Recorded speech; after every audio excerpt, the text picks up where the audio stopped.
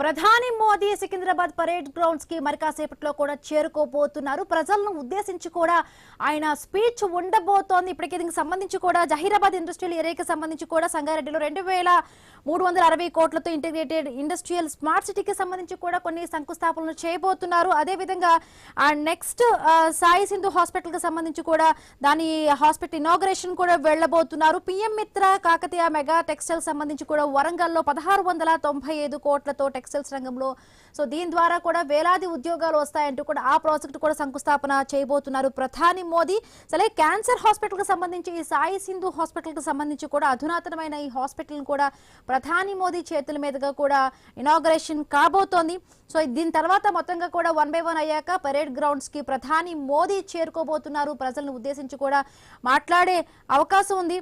మొత్తంగా ప్రతిపక్షాలు అందరూ కూడా ఎదురు చూస్తున్నారు ప్రధాని మోదీ ఏం మాట్లాడతారు. ఎందుకంటే 2024 లోక్సభ ఎన్నికల తర్వాత ప్రధాని మోదీ మూడోసారి ప్రధానిగా కూడా బాధ్యతలు చేపట్టిన తర్వాత తెలంగాణకి మరి ముఖ్యంగా హైదరాబాద్ లో కొన్ని శంకుస్థాపనలు చేయడానికి ప్రాజెక్టుకు సంబంధించి కూడా ఇనాగరేషన్ కార్యక్రమాలకు ఈ రోజు ప్రారంభోత్సవం చేయబోతున్నారు. ఈ ప్రారంభోత్సవం తర్వాత కూడా పరేడ్స్ కు సికింద్రాబాద్ కి చేరుకోబోతున్నారు ప్రధాని మోదీ.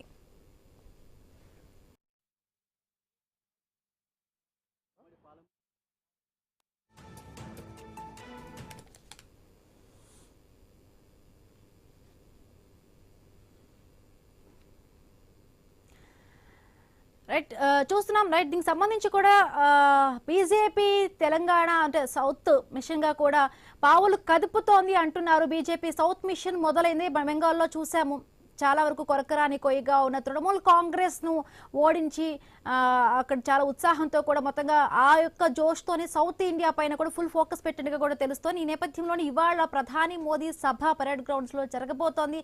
రైట్ ఓవరాల్ గా దీనికి సంబంధించి కూడా మాట్లాడతాము. బండారు రామ్మోహన్ రావు గారు విశ్లేషకులు జాయిన్ అయ్యారు. నమస్తే అండి రామ్మోహన్ రావు గారు. రైట్ ఇవాళ ప్రధాని మోదీ మూడోసారి ప్రధానిగా అయ్యాక తెలంగాణకు రావడం, అలాగే హైదరాబాద్ లో కొన్ని ప్రాజెక్ట్ సంబంధించి కూడా శంకుస్థాపన కార్యక్రమాలు అయిన తర్వాత ఇవాళ 4 గంటలకు కూడా ప్రజలను ఉద్దేశించి కూడా ప్రధాని స్పీచ్ ఉండబోతోంది. ఎట్లా ఉండొచ్చు అనుకుంటున్నారు?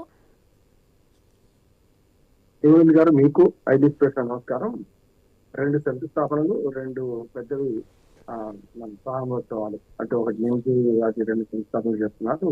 ఇదంతా ఒక రకంగా చెప్పాలంటే ప్రధాని పర్యటనకు కారణం వేరేగా ఉంది. ఇది ఒక కారణమే, కానీ ప్రధాన కారణం ఏంటంటే పశ్చిమ బెంగాల్ గెలిచిన తర్వాత గెలవక ముందే వాళ్ళు ప్లాన్ గా ఇక్కడ కార్యక్రమం పెట్టుకున్నారు. గెలిచిన తర్వాత మరొకసారి తెలంగాణలో పాగా వేయడానికి, అంటే మొదటి బీహార్ లో గెలవగానే నెక్స్ట్ టార్గెట్ మాది వెస్ట్ బెంగాల్ అన్నారు. వెస్ట్ బెంగాల్ గెలవగానే ఇమీడియట్ తెలంగాణ టార్గెట్ అవుతుంది. దక్షిణ భారతదేశంలో ఇప్పటికే కర్ణాటకలో 2-3 సార్లు అధికారంలోకి వచ్చారు. జనతా పార్టీ అవశేషంగా అక్కడ బీజేపీ ఉంది కనుక, అయితే బీజేపీ లేకుంటే కాంగ్రెస్ పార్టీ 2 జాతీయ పార్టీల మధ్య కర్ణాటకలో ఇప్పటికే పోటీ ఉన్నది. కానీ తెలంగాణ పరిస్థితి వేరు. మూడు ముక్కలాగా వస్తున్నాయి. మొదటి నుంచి కూడా కాంగ్రెస్ వర్సెస్ కాంగ్రెస్ ఉండే మొదట్లో, తర్వాత కాంగ్రెస్ వర్సెస్ తెలుగుదేశం అయింది. ఉమ్మడి రాష్ట్రం విడిపోయిన తర్వాత అప్పుడు టీఆర్ఎస్ వర్సెస్ కాంగ్రెస్ అయింది. అప్పుడు కూడా బీజేపీ ఉన్నా కూడా ఒక రకంగా చెప్పాలంటే వాళ్ళని పొత్తు పెట్టుకుంటే తప్ప బీజేపీకి ఎప్పుడు సీట్ రాలేదు. కాకపోతే బీజేపీకి మొదటి నుంచి ఫౌండేషన్ ఉంది తెలంగాణలో.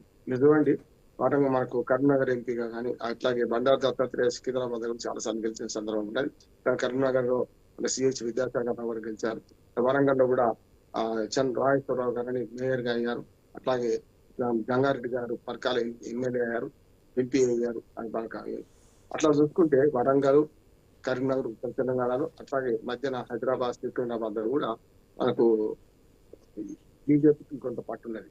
ఇది పోయి మెల్లమెల్లగా పుంజుకుంటూ మనకి 2019 ఎన్నికల్లో 4 పార్లమెంట్ సీట్లు గెలుచుకున్నది.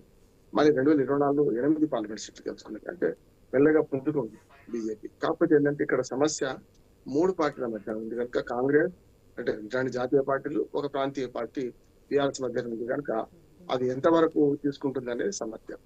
మొన్న 2024 ఎన్నికల్లో 2023 అసెంబ్లీ ఎన్నికల్లో చూసుకుంటే అప్పుడు వేరు ఎన్నికలు జరిగినాయి కనుక 2018లో కానీ తర్వాత కానీ ఒక రకంగా చెప్పాలంటే కేంద్ర ప్రభుత్వం ఎన్నికలు పార్లమెంట్ కు వచ్చినప్పుడు మోడీకి సపోర్ట్ చేస్తున్నారు. రాష్ట్ర ఎన్నికలు వచ్చినప్పుడు 2 సార్లు మరి బీఆర్ఎస్ కి ఇచ్చారు, మొన్నటిసారి కాంగ్రెస్ కి ఇచ్చారు. అంటే బీఆర్ఎస్ మీద వ్యతిరేకత 2 పార్టీల మధ్య తీలిపోవడం వల్ల మళ్ళీ బీఆర్ఎస్ కి లాభం అవుతుందన్న అంచనా పోయింది. బీజేపీ అనుకున్నంత మొన్నటి ఎన్నికల్లో అంటే అసెంబ్లీ ఎన్నికల్లో 2021 చీల్చలేకపోయింది. కానీ దానివల్ల కాంగ్రెస్ గెలుపొంది. ఒకవేళ నిజంగా బీజేపీ కనుక బీఆర్ఎస్ ఓట్లను ఎక్కువ చీల్చగలిగితే, లేకపోతే కాంగ్రెస్ మన ప్రభుత్వ వ్యతిరేక ఓట్లు ఎక్కువ చీల్చగలిగితే అప్పుడు ఆటోమేటిక్ గా మళ్ళీ బీఆర్ఎస్ వచ్చింది. కానీ ఈ పరిస్థితులలో ఇప్పుడు వచ్చే 2.5 సంవత్సరాల తర్వాత ఎన్నికలు ఉన్నాయి. 2028 చివరిలో కానీ 2029 జనవరి ఫిబ్రవరిలో, అంటే ఒకవేళ పార్లమెంట్ ఎన్నికలతో కలిపి జమిలీ ఎన్నికలు అనుకుంటే 2029లో ఎన్నికలు వస్తాయి. కనుక 2.5 ఏళ్ళు పూర్తిగా ఉంది ఇప్పటి నుంచి. 2.5 ఏళ్ల తర్వాత ఏం జరుగుతుందో చెప్పలేం. కానీ మొదటి ఏదైతే ముందస్తుగా ఈ 2.5 ఏళ్ల నుంచి ఫౌండేషన్ ఇంకా పటిష్టం చేసుకోవడానికి, ఇంకా విస్తృతపరచుకోవడానికి బీజేపీ సభను ఉపయోగించుకొని చెప్పొచ్చమ్మా. రెండోది ఏంటంటే ఈ ఫౌండేషన్ సరిగ్గానే ఉన్నది. దాని విస్తృతి కోసం అయితే ఇక్కడ బీజేపీలో 2-3 వర్గాలు ఉన్నాయి. అంటే మొదటి నుంచి బీజేపీలో ఉన్న వాళ్ళు, మధ్యాహ్న ఫిరాయింపుదారులు వచ్చిన వాళ్ళు, అట్లాగే ఇటీవల ఆసక్తి కనపడుతున్న వాళ్ళు. అంటే ఈ రకంగా పాత కొత్త బీజేపీకి మధ్యన, ఫిరాయింపుదారులు వచ్చిన వాళ్ళ మధ్యన, వేరే సంస్కృతి నుంచి వచ్చిన వాళ్ళ మధ్యన పోటీ జరుగుతుంది. కాంగ్రెస్ నుంచి వచ్చారు బీజేపీలకు, బీఆర్ఎస్ నుంచి వచ్చారు. ఉదాహరణకు మన గీటా రాజేందర్ బీఆర్ఎస్ నుంచి వస్తే, మనకు డికే అరుణ గారు లాంటి వాళ్ళు మనకు కాంగ్రెస్ నుంచి వచ్చారు. ఇట్లా అవన్నీ చూసుకుంటే ఏంటంటే సఖ్యత లేదు బీజేపీ శ్రేణుల మధ్య ఒకటి ఉంది. పాత వాళ్ళు కొత్త వాళ్ళని రాణిస్తలేరని ఒకటి ఉన్నది. కనుక వీళ్ళందరినీ కలిపి కూర్చుని పెట్టి ఇవాళ ఒక దిశానిర్దేశం చేయడానికి ప్రధానమంత్రి వస్తున్నట్టు లెక్క. పేరు ఇదే కానీ మొత్తం మీద మీరందరూ కలిసి పనిచేస్తే వచ్చే ఎన్నికల్లో తప్పక పశ్చిమ బెంగాల్ ఫలితాలు ఇక్కడ వస్తాయని చెప్పి. కాబట్టి ఇక్కడ కొంత మొదటి నుంచి కూడా తెలంగాణలో వర్గపోరు ఉంటుంది, కానీ మతం కులం అనేది అన్ని కొంచెం తక్కువ ఉంటుంది. కానీ ఇప్పుడు అది హిందూ ఓట్ల పోలరైజేషన్ పెరుగుతుంది కనుక బీజేపీ మెల్లమెల్లగా ఎదుగుతున్నది. ఒక దశలో రేపు కాంగ్రెస్ వర్సెస్ బీజేపీ ఉన్న ప్రతి దగ్గర కూడా మన భారతదేశంలో బీజేపీ గెలుస్తూ వస్తుంది. ఇప్పుడు కాంగ్రెస్ అధికారంలో ఉంది కనుక అంటే ముఖ్యంగా కూడా అంటే బీజేపీ విస్తరణకు అంటే మొత్తంగా ఫోకస్ చేస్తుంది కాబట్టి ఈ నేపథ్యంలో ఈ పర్యటన ఎంత వరకు కూడా ఇప్పుడు ఉపయోగపడుతుంది అంటారు? అధికారిక పరిస్థితి కనుక పెద్దగా ప్రధానమంత్రి మోడీ గారు అందరినీ కూర్చోబెట్టి మీరు బాగా ఉండాలని చెప్పేది ఏముండదు. కానీ అందరు కలిసి పని చేయడానికి ఇది ఒక వేదిక అవుతుంది అంటున్నాను. ఎందుకంటే ప్రధానమంత్రి వస్తున్నప్పుడు అన్ని వర్గాలు కలిసి పని చేయాల్సిందే కదా. 2 లక్షల మంది టార్గెట్ పెడుతున్నారు. సరే ఇంత ఎండలు 1.5 వస్తారు, 2 లక్షలు వస్తారని చెప్పలేం. కానీ మొత్తం మీద ప్రధానమంత్రి సభ ద్వారా తెలంగాణ రాష్ట్రం మొత్తం అంతా ఒక ఊపు తీసుకురావడానికి ప్రయత్నం జరుగుతున్నది. కానీ ఇది అప్పటిదాకా ఉండదా తర్వాత సంగతి. అధికారిక కార్యక్రమం ఒకటి ప్రధానమంత్రి మోడీది, బహిరంగ సభ మాత్రం బీజేపీ సభనే. అది పూర్తిగా అనధికారిక కార్యక్రమం. ఎందుకంటే అధికారిక కార్యక్రమంలో ముఖ్యమంత్రి రేవంత్ రెడ్డి ఇతర ప్రోటోకాల్ అంతా పాటిస్తారు. కానీ ఇది ఏదైతే బహిరంగ సభ ఉందో, బహిరంగ సభ పూర్తిగా బీజేపీ పార్టీ సభనే కనుక వాళ్ళు బహిరంగ సభలో ప్రధానమంత్రి అన్ని మాట్లాడతారు. అందులో భాగంగా ముందు దిశానిర్దేశం వేరే శ్రేణులు వస్తాయి. కానీ ప్రధానమంత్రి డైరెక్ట్ గా ఎన్ని మీరు వర్గాలు ఉండొద్దు, కులాలు ఉండొద్దు, వేరు ఉండొద్దు అని చెప్పరు. ఇది ఒక ఊపునిచ్చి ఒక అందరూ బీజేపీ శ్రేణులు అన్ని రకాల వాళ్ళు ఏకమవడానికి మాత్రం బాగా మనకు వస్తాయని అనుకుంటున్నాను. థ్యాంక్ యూ సో మచ్ అండి బండారు రామ్మోహన్ రావు గారు.